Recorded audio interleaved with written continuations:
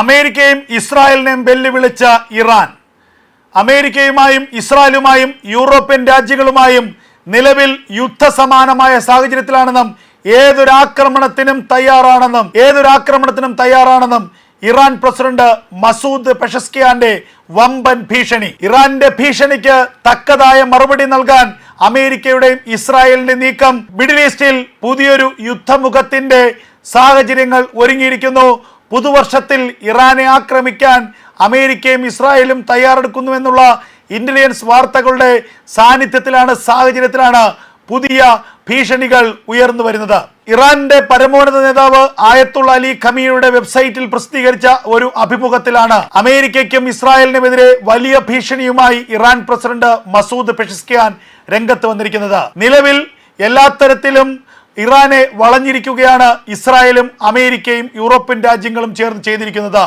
സാമ്പത്തിക ഉപരോധങ്ങൾ, മറ്റ് സൈനികപരമായിട്ടുള്ള ഉപരോധങ്ങൾ, മറ്റു സമ്മർദ്ദങ്ങൾ, ആക്രമണ ഭീഷണി തുടങ്ങിയവയൊക്കെ തന്നെ ഇറാനെതിരെ നിരന്തരമായി ഇസ്രായേലും അമേരിക്കയും നടത്തുന്നു. ഈ സാഹചര്യത്തിൽ തിരിച്ചടിയല്ലാതെ ഇറാന്റെ മുന്നിൽ മറ്റൊരു പോംവഴിയില്ല എന്നും ഇസ്രായേലിനെയും അമേരിക്കയും ഒറ്റയ്ക്ക് ആക്രമിക്കാൻ കഴിവുള്ള രാജ്യമാണ് ഇറാനെന്നും മസൂദ് പെഷസ്കിയാൻ ഈ ഇന്റർവ്യൂവിൽ പറയുന്നുണ്ട്. നിലവിലെ സാഹചര്യത്തിൽ വളരെയധികം പ്രകോപനം സൃഷ്ടിക്കുന്നതാണ് ഇറാൻ പ്രസിഡന്റിന്റെ ഈ തുറന്നു പറച്ചിൽ. കഴിഞ്ഞ ദിവസങ്ങളിലാണ് ഏറ്റവും നിർണായകമായ ചില വാർത്തകൾ അമേരിക്കൻ മാധ്യമങ്ങൾ തന്നെ പുറത്തുവിട്ടത്. NBC ന്യൂസാണ് ഏറ്റവും നിർണായകമായ ഒരു വാർത്ത പുറത്തുവിട്ടത്. ആ വാർത്ത മറ്റൊന്നുമായിരുന്നില്ല, പുതുവർഷം പിറക്കുന്നതിന് തൊട്ട് പിന്നാലെ ഇറാനിലേക്ക് ഒരാക്രമണത്തിന് ഇസ്രായേൽ തയ്യാറെടുക്കുന്നു. ഇറാന്റെ ആണവ കേന്ദ്രങ്ങൾ ലക്ഷ്യമിട്ട് ഇസ്രായേലിന്റെ വമ്പൻ ആക്രമണം ഉടനുണ്ടാകും. ഇതിന് അമേരിക്കയുടെ പിന്തുണയുണ്ടാകും. ഇറാനിലെ നദാൻസ് അടക്കമുള്ള 3 പ്രധാനപ്പെട്ട ആണവായുധ കേന്ദ്രങ്ങൾ, ആണവ പരീക്ഷണശാലകൾ ലക്ഷ്യമിട്ടാണ് ഇറാന്റെ ആക്രമണം. അതിനൊപ്പം തന്നെ ഇറാനിലെ ബാലിസ്റ്റിക് മിസൈൽ നിർമ്മാണ ഫാക്ടറികളെയും ഇസ്രായേൽ ലക്ഷ്യം വയ്ക്കുന്നുണ്ട്. ഈ വർഷം ഒക്ടോബറിൽ 12 ദിവസം നീണ്ടുനിന്ന ആക്രമണം ഇസ്രായേൽ ഇറാനിലേക്ക് നടത്തിയിരുന്നു. ആ ആക്രമണത്തിൽ ഇറാനിലെ ആണവ പരീക്ഷണ കേന്ദ്രങ്ങൾ, ഇറാന്റെ ബാലിസ്റ്റിക് മിസൈൽ നിർമ്മാണ കേന്ദ്രങ്ങൾ, ഇറാന്റെ ഡ്രോൺ ഫാക്ടറികൾ, ഇറാന്റെ ആയുധ നിർമ്മാണ കേന്ദ്രങ്ങളൊക്കെ തന്നെ തകർത്ത് തരിപ്പണമാക്കിയിരുന്നു ഇറാനും അമേരിക്കയും സംയുക്തമായി ചില ആക്രമണങ്ങളും ഇറാനിലേക്ക് നടത്തിയിരുന്നു. ഈ ആക്രമണങ്ങളിലൂടെ തന്നെ ഇറാന്റെ ആണവ പരീക്ഷണങ്ങളെ പരിപൂർണമായും തകർക്കാനും ഇറാന്റെ ആണവായുധ നിർമ്മാണ പദ്ധതിയെ ഏകദേശം 25 വർഷം പിന്നോട്ടടിക്കാൻ കഴിഞ്ഞുവെന്നുമായിരുന്നു ഇസ്രായേലിന്റെ കണക്കുകൂട്ടൽ. എന്നാൽ അതിന് പിന്നാലെയാണ് ലോകത്തിനെ ഞെട്ടിച്ചുകൊണ്ട് ഫ്യൂഷൻ ആണവായുധം, അതായത് ഏറ്റവും ചെലവ് കുറഞ്ഞതും യുറേനിയവും പ്ലൂട്ടോണിയവും ഉപയോഗിക്കാത്തതുമായ 4ാം തലമുറ ഫ്യൂഷൻ ആണവായുധം, ഫ്യൂഷൻ അറ്റോമിക് ബോംബ് ഇറാൻ നിർമ്മിച്ചു എന്നുള്ള വാർത്തകൾ അന്താരാഷ്ട്ര മാധ്യമങ്ങളിലൂടെ പുറത്തു വന്നത്.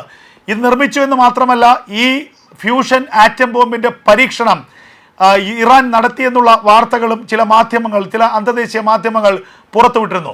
ഇത് സാറ്റലൈറ്റ് ദൃശ്യങ്ങളിലൂടെ ഇതിൽ ഏറെക്കുറെ ശരിയുണ്ട് എന്ന് ഇസ്രായേലും അമേരിക്കയും കണക്ക് കൂട്ടുകയും ചെയ്തു.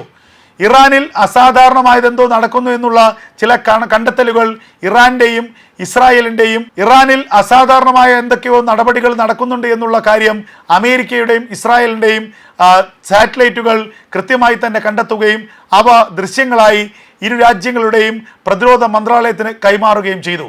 ഒന്നുകിൽ ആണവ പരീക്ഷണങ്ങൾ, അല്ലെങ്കിൽ ആണവ പരീക്ഷണങ്ങൾക്ക് മുന്നോടിയായിട്ടുള്ള ചില അടിസ്ഥാന സൗകര്യമൊരുക്കലുകൾ, അതിർത്തിയിലേക്ക് ബാലിസ്റ്റിക് മിസൈലുകളുടെ വിന്യാസം, അതിർത്തിയിൽ ഒരു യുദ്ധസമാനമായ സാഹചര്യത്തിലേക്കാണ് ഇറാൻ നീങ്ങുന്നത് എന്നുള്ളത് ഇത്തരത്തിലുള്ള സാറ്റലൈറ്റ് ദൃശ്യങ്ങളിലൂടെ ഇസ്രായേലിനും അമേരിക്കയ്ക്കും മനസ്സിലായി. ഇതിന് പിന്നാലെയാണ് ഇറാന്റെ ആണവ കേന്ദ്രങ്ങളിലേക്ക് അടിയന്തരമായ ആക്രമണം നടത്തണമെന്ന് ഇസ്രായേൽ തീരുമാനിക്കുന്നത്. ഇതിന് അമേരിക്ക പച്ചക്കൊടി കാണിക്കുന്നത്. ഇസ്രായേൽ പ്രധാനമന്ത്രി ബെഞ്ചമിൻ നെതന്യാഹു ഉടൻ തന്നെ അമേരിക്കയിലേക്ക് പുറപ്പെടാൻ ഒരുങ്ങുകയാണ്. അമേരിക്കയിലെ ഫ്ലോറിഡയിൽ അമേരിക്കൻ പ്രസിഡന്റ് ഡൊണാൾഡ് ട്രംപുമായുള്ള കൂടിക്കാഴ്ച ഉടൻ തന്നെ ഉണ്ടാകുമെന്നുള്ള വിവരം പുറത്തു വരികയാണ്. ഈ കൂടിക്കാഴ്ച അതിനിർണായകമാണ്. ഈ കൂടിക്കാഴ്ചയിലാണ് ഇരു രാജ്യങ്ങളും ഇറാനെ ആക്രമിക്കുന്നത് സംബന്ധിച്ച അന്തിമ തീരുമാനമെടുക്കുക. ഇസ്രായേൽ മാത്രമാണോ ആക്രമണം നടത്തുന്നത്, അതോ അമേരിക്കയുടെ പിന്തുണ ഈ ആക്രമണത്തിന് ഉണ്ടാകുമോ എന്നുള്ള സൂചനകളും ഇതിലൂടെ ലഭിക്കും. ചില 2-3 ദിവസങ്ങൾക്ക് മുമ്പ് ചില അന്തർദേശീയ മാധ്യമങ്ങൾ മറ്റൊരു വാർത്തയും പ്രസിദ്ധീകരിച്ചിരുന്നു. ആ വാർത്ത മറ്റൊന്നുമായിരുന്നില്ല, അമേരിക്ക നേരിട്ട് ഇറാനെ ആക്രമിക്കാൻ ഒരുങ്ങുകയാണ്. ആണവ പരീക്ഷണങ്ങൾ ഇറാൻ നടത്തിയ സാഹചര്യത്തിൽ, ഫ്യൂഷൻ ആണവായുധങ്ങൾ നിർമ്മിച്ച സാഹചര്യത്തിൽ അമേരിക്ക നേരിട്ട് ഇറാനെ ആക്രമിക്കാനുള്ള ശ്രമങ്ങൾ ആരംഭിച്ചിരിക്കുന്നു. അമേരിക്കയുടെ B-2 ബോംബറുകൾ ഇറാനിനുള്ളിലേക്ക് അധികം വൈകാതെ പറന്നെത്തും. ഇറാനിലേക്ക് അമേരിക്കയുടെ ബോംബാക്രമണം ഉണ്ടാകും. ഇതിന്റെ സൂചനയായി പെന്റഗൺ പുറത്തുവിട്ട ചില വാർത്തകളും അമേരിക്കൻ മാധ്യമങ്ങൾ തന്നെ അന്ന് പ്രസിദ്ധീകരിച്ചിരുന്നു. മറ്റൊന്നുമല്ല, ഒരു കാർട്ടൂൺ, ഒരു AI നിർമ്മിത കാർട്ടൂൺ ആയിരുന്നു അത്. B-2 ബോംബറുകൾക്കുള്ളിൽ ഇസ്രായേൽ പ്രധാനമന്ത്രി ബെഞ്ചമിൻ നെതന്യാഹുവും അമേരിക്കൻ പ്രസിഡന്റ് ഡൊണാൾഡ് ട്രംപും സഞ്ചരിക്കുന്ന ഒരു AI ജനറേറ്റഡ് വീഡിയോ. ഈ വീഡിയോ ഇസ്രായേൽ പ്രധാനമന്ത്രി ബെഞ്ചമിൻ നെതന്യാഹു ലൈക്കും ഷെയറും ചെയ്തിട്ടുണ്ട്. ഈ വീഡിയോയുടെ ബാക്ക്ഗ്രൗണ്ടിൽ കാണുന്ന പ്രദേശം അത് ഇറാനിലെ ഭൂപ്രദേശത്തിന് സമാനമായ ഒരു ഭൂപ്രദേശമാണ്. ഇതിൻ്റെ അർത്ഥമെന്നുള്ളത് ഇസ്രായേലും അമേരിക്കയും ചേർന്ന് സംയുക്തമായി ഇറാനിലേക്ക് ആക്രമണം നടത്താൻ ഒരുങ്ങുന്നു. അമേരിക്കയുടെ B-2 ബോംബറുകൾ ഇറാനിലേക്ക് ബോംബാക്രമണത്തിന് സർവ്വസജ്ജമായി നിൽക്കുന്നു എന്നുള്ളതാണ് ഈ AI ജനറേറ്റർ കാർട്ടൂണിലൂടെ അമേരിക്ക ലക്ഷ്യമിടുന്നത് എന്ന സൂചനകളാണ് അന്ന് പുറത്തു വരുന്നത്.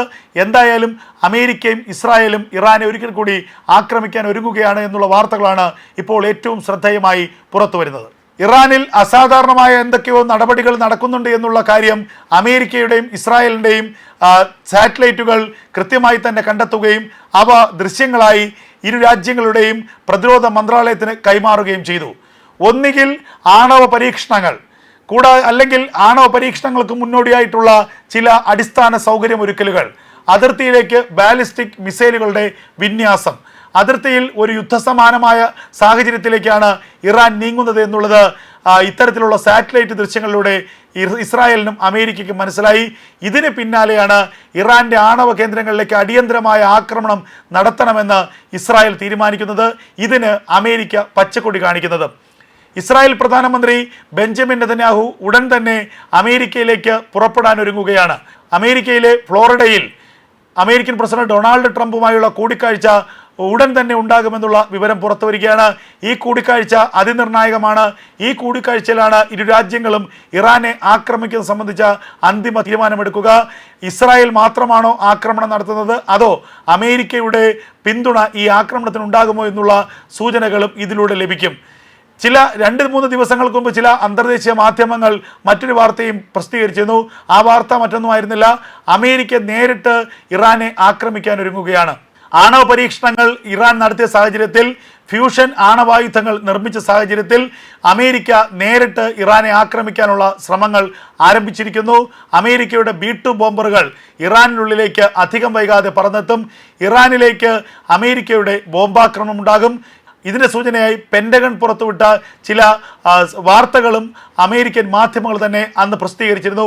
മറ്റൊന്നുമല്ല, ഒരു കാർട്ടൂൺ, ഒരു AI നിർമ്മിത കാർട്ടൂൺ ആയിരുന്നു അത്.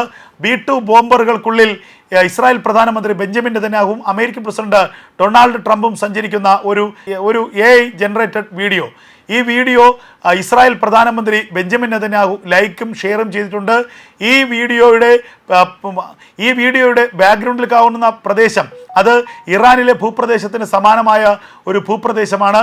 ഇതിൻ്റെ അർത്ഥമെന്നുള്ളത് ഇസ്രായേലും അമേരിക്കയും ചേർന്ന് സംയുക്തമായി ഇറാനിലേക്ക് ആക്രമണം നടത്താൻ ഒരുങ്ങുന്നു. അമേരിക്കയുടെ B-2 ബോംബറുകൾ ഇറാനിലേക്ക് ബോംബാക്രമണത്തിന് സർവ്വസജ്ജമായി നിൽക്കുന്നു എന്നുള്ളതാണ് ഈ AI ജനറേറ്റർ കാർട്ടൂണിലൂടെ അമേരിക്ക ലക്ഷ്യമിടുന്നത് എന്ന സൂചനകളാണ് അന്ന് പുറത്തു വരുന്നത്. എന്തായാലും അമേരിക്കയും ഇസ്രായേലും ഇറാനെ ഒരിക്കൽ കൂടി ആക്രമിക്കാൻ ഒരുങ്ങുകയാണ് എന്നുള്ള വാർത്തകളാണ് ഇപ്പോൾ ഏറ്റവും ശ്രദ്ധേയമായി പുറത്തു വരുന്നത്.